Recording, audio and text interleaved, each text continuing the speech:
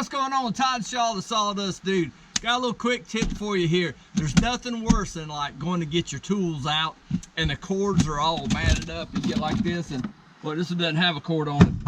Oh, what's that doing in there? Here you go. So, boom, it comes right out just like this.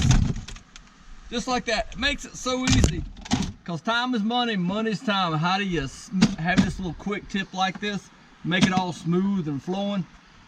Gear ties. I love this. So simple, but a great idea. I wish I'd have thought of it.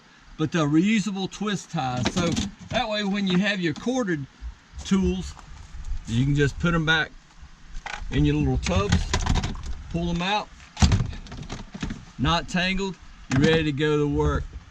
That's a good tip. Hey, stay tuned to the Sawdust Dude. Thank you.